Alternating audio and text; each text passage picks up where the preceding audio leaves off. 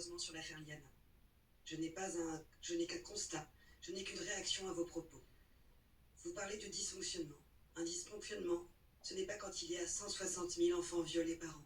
Un dysfonctionnement, ce n'est pas quand il y a un enfant violé toutes les 3 minutes. Un dysfonctionnement, ce n'est pas quand il y a 11% de la population qui a subi des violences sexuelles sur mineurs.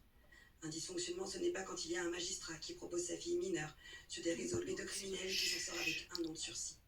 Un dysfonctionnement, ce n'est pas quand il y a un psychiatre chargé de l'évaluation psychique des victimes qui fait l'éloge de Guy Georges dans son juges-là. Un dysfonctionnement, ce n'est pas quand il y a l'affaire Fiona. Un dysfonctionnement, c'est pas quand il y a l'affaire Maëlys. Un dysfonctionnement, ce n'est pas quand il y a Philippine, Lola, Vanny, Thomas, Bastien, Marina. Je pourrais en citer tant d'autres. Alors il n'y a pas de dysfonctionnement avec Liana. Il n'y a que les conséquences d'un manque de courage politique, de laxisme, à se demander parfois s'il ne s'agit pas de désintérêt, voire pire, de complicité avec une omerta silencieusement assourdissante. Mais aussi de votre gouvernement, de vos prédécesseurs, de l'ensemble de la classe politique, qui se terre et se mure dans un silence. Et l'inaction depuis bientôt plus de 20 ans. Alors non, monsieur Darmanin. Aujourd'hui, je ne vais pas vous poser de questions sur les faits qui ont conduit à la disparition tragique de Liana. Non, monsieur Darmanin. Je ne vais pas polémiquer sur le manque de moyens. Ils sont là, les manques de moyens. 11 magistrats contre 24 en Allemagne pour 100 000 habitants. Et à l'heure où vous inventez des logiciels, des plateformes pour traquer les entrepreneurs de ce pays qui meurent à bout de souffle, nous sommes encore à l'heure du pigeon voyageur pour transférer des documents pour une affaire de viol sur mineur entre 2 juridictions. Alors non, monsieur Darmanin. Encore une fois, je n'ai pas de questions à vous poser. Je constate 614 nourrissons de 1 à 2 ans qui ont été violés en 1 an. Monsieur Darmanin, vous parlez de dysfonctionnement, moi je parle de violence judiciaire systémique. Alors aujourd'hui, je vous parle en tant que femme, en tant que militante, en tant que mère, en tant qu'héritière de victimes, en tant que victime, et je l'espère jamais en tant que mère de victime. Je vous parle au nom de toutes ces victimes qui se sont tues par peur d'inversion accusatoire. Je vous parle au nom de toutes ces victimes qui sont des dossiers classés sans suite. Je vous parle au nom de toutes ces victimes qui ne parleront plus jamais. Je vais vous dire, un viol ne s'arrête pas à notre entrecuisse. Il découle sur nos vies, nos couples, nos familles, nos enfants. Il est pour eux, il vous colle à la peau, toute votre vie. Alors pourquoi dans des motions? Parce que vos dysfonctionnements, monsieur Darmanin, sont des réminiscences de mon viol en permanence. Voici ma question désormais. À quand un fichier qui recense les délinquants sexuels, accusés ou en cours pour protéger vos enfants et vos femmes?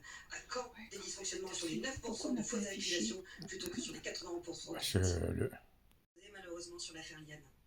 Je n'ai qu'un constat, je n'ai qu'une réaction à vos propos. Vous parlez de dysfonctionnement. Un dysfonctionnement, ce n'est pas quand il y a 160 000 enfants violés par an. Un dysfonctionnement, ce n'est pas quand il y a un enfant violé toutes les 3 minutes. Un dysfonctionnement, ce n'est pas quand il y a 11% de la population qui a subi des violences sexuelles sur mineurs.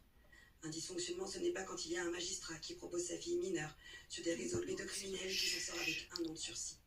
Un dysfonctionnement, ce n'est pas quand il y a un psychiatre chargé de l'évaluation psychique des victimes qui fait l'éloge de Guy Georges dans son juges-là. Un dysfonctionnement, ce n'est pas quand il y a l'affaire Fiona. Un dysfonctionnement, c'est pas quand il y a l'affaire Maëlys. Un dysfonctionnement, ce n'est pas quand il y a Philippine, Lola, Vanny, Thomas, Bastien, Marina. Je pourrais en citer tant d'autres. Alors il n'y a pas de dysfonctionnement avec Liana. Il n'y a que les conséquences d'un manque de courage politique, de laxisme, à se demander parfois s'il ne s'agit pas de désintérêt, voire pire, de complicité avec une omerta silencieusement assourdissante.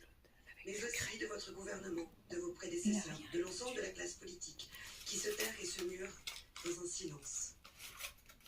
Et l'inaction depuis bientôt plus de 20 ans. Alors non, monsieur Darmanin. Aujourd'hui, je ne vais pas vous poser de questions sur les faits qui ont conduit à la disparition tragique de Liana. Non, monsieur Darmanin. Je ne vais pas polémiquer sur le manque de moyens tragique de Liana. Non, monsieur Darmanin. Je ne vais pas polémiquer sur le manque de moyens. Ils sont là, les manques de moyens. 11 magistrats contre 24 en Allemagne pour 100 000 habitants. Et à l'heure où vous inventez des logiciels, des plateformes pour traquer les entrepreneurs de ce pays qui meurent à bout de souffle, nous sommes encore à l'heure du pigeon voyageur pour transférer des documents pour une affaire de viol sur mineur entre 2 juridictions. Alors non, monsieur Darmanin. Encore une fois, je n'ai pas de questions à vous poser. Je constate 614 nourrissons de 1 à 2 ans qui ont été violés en 1 an. Monsieur Darmanin, vous parlez de dysfonctionnement, moi je parle de violence judiciaire systémique. Alors aujourd'hui, je vous parle en tant que femme, en tant que militante, en tant que mère, en tant qu'héritière de victimes, en tant que victime, et je l'espère jamais en tant que mère de victimes. Je vous parle au nom de toutes ces victimes qui se sont tues par peur d'inversion accusatoire. Je vous parle au nom de toutes ces victimes qui sont des dossiers classés sans suite. Je vous parle au nom de toutes ces victimes qui ne parleront plus jamais. Je vais vous dire, un viol ne s'arrête pas à notre entrecuisse. Il découle sur nos vies, nos couples, nos familles, nos enfants. Il est pour eux, il vous colle à la peau, toute votre vie. Alors pourquoi tant d'émotions? Parce que vos dysfonctionnements, monsieur Darmanin, sont des réminiscences de mon viol en permanence. Voici ma question désormais. À quand un fichier qui recense les délinquants sexuels, accusés ou en cours, pour protéger vos enfants et vos femmes? À quand des dysfonctionnements sur les 9% de fausses accusations plutôt que sur les 80% de émotion, et je ne me permets pas de dire que je suis complice. Vous connaissez... Je ne l'ai pas dit vous, monsieur Darmanin. Si vous avez dit complicité, il y a des mots qui touchent profondément. Vous ne connaissez ni mon enfance. Je ne parle pas de vous. Si vous vous sentez responsable, c'est malheureusement pas la direction pour les prendre en propos. Mais faut que le ministre vous réponde. Je vous ai entendu. Vous avez la même réponse qu'à Linda. Encore une fois, monsieur Darmanin ne s'adresse pas à vous personnellement.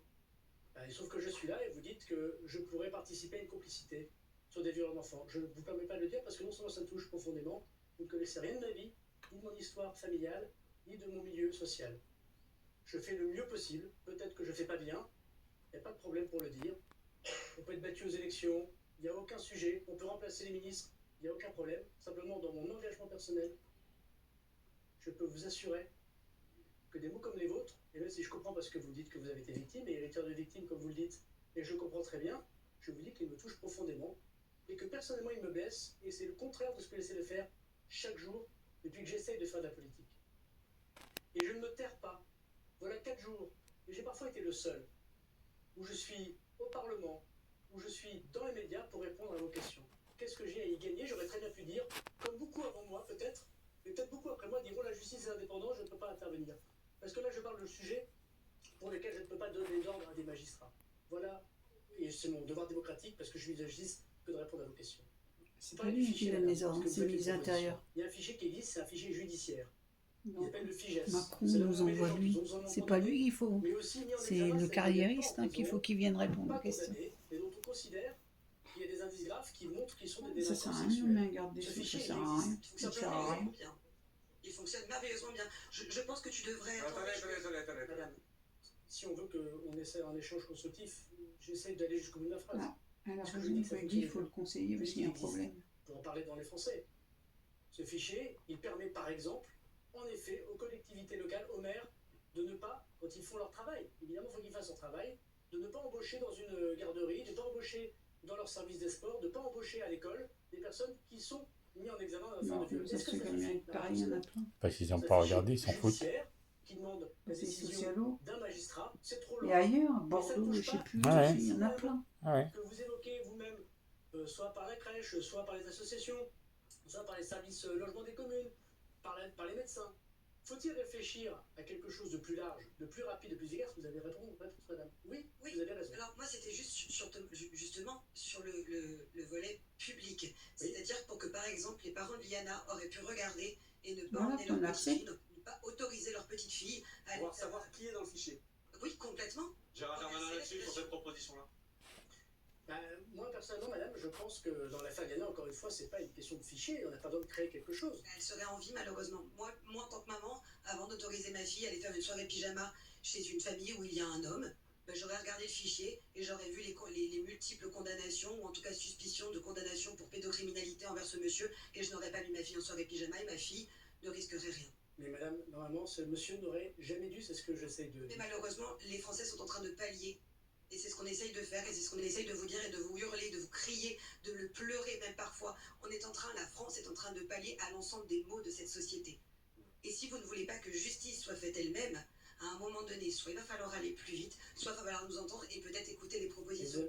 Vous avez franchement l'impression que depuis un an que je suis ministre de la Justice, je ne sais pas réformer... Arrêtez de vous sentir jugé personnellement. À chaque fois, moi la seule chose que j'ai jugée, c'est votre mot dysfonctionnement. Et je pense que l'allitération que j'ai faite avec ce mot, c'est vraiment sur ça que je voulais appuyer. En revanche, je ne vous ai jamais accusé à titre personnel. Encore une fois, je parle d'une omerta. Ça ne veut pas dire que vous êtes complice de cette omerta, mais qu'il y en a une.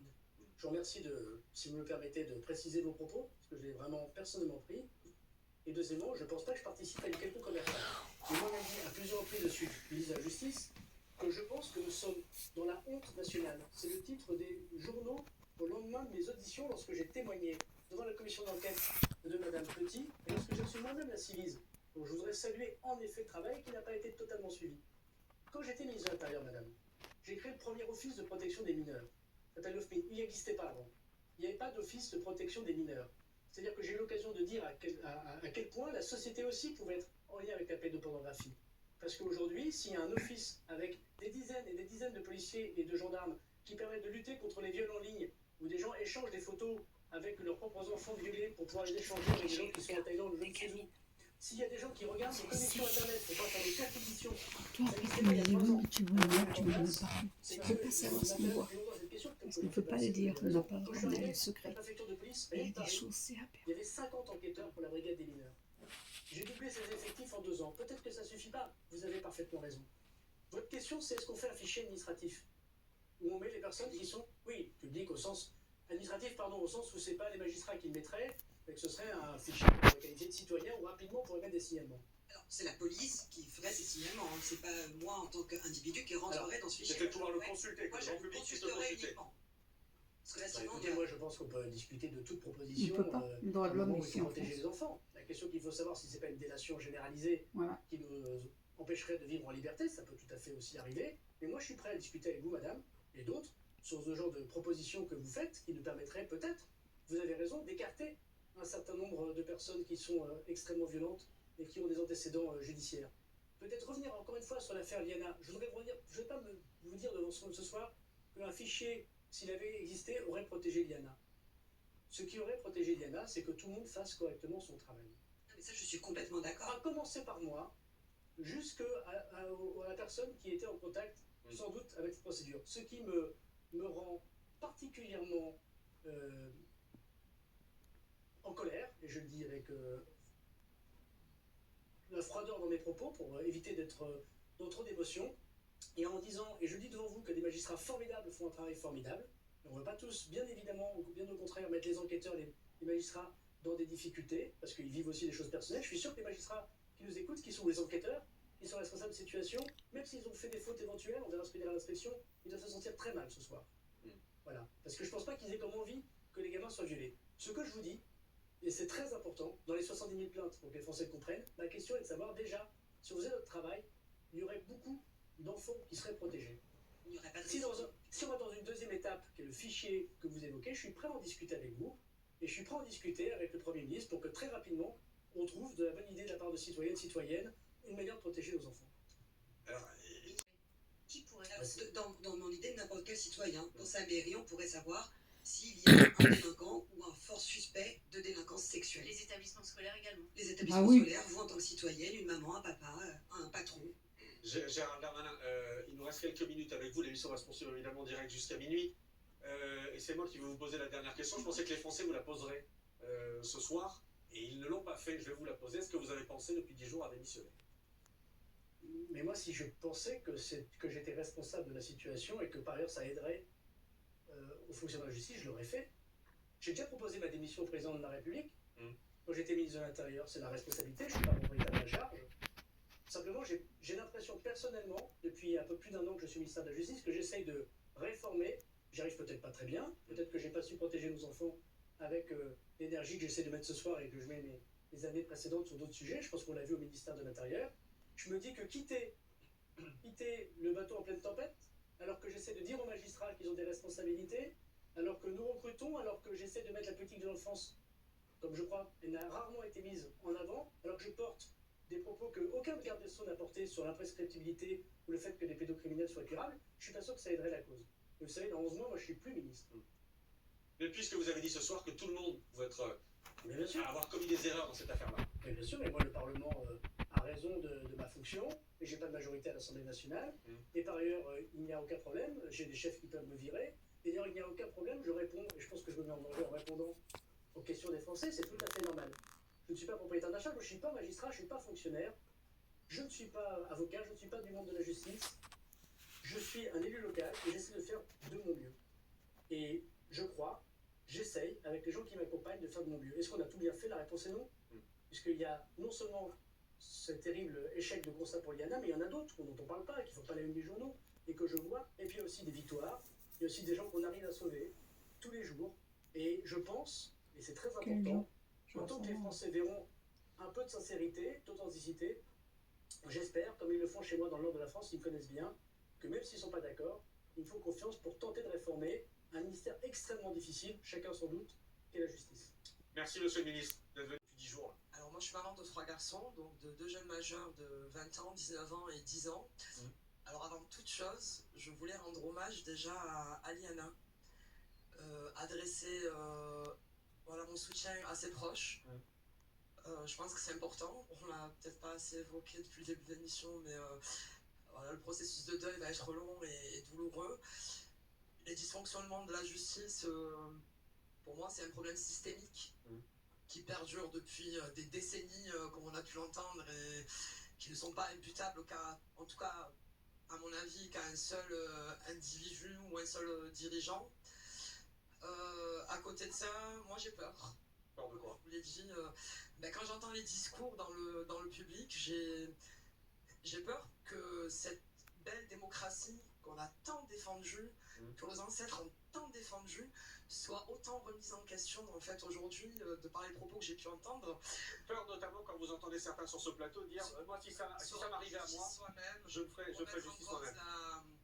La peine de mort par exemple, et voilà, il y a un tas de libertés quand même de notre démocratie pour lesquelles on s'est battu ardemment, qui sont importantes et dans lesquelles on doit, sur lesquelles on doit s'accrocher en fait.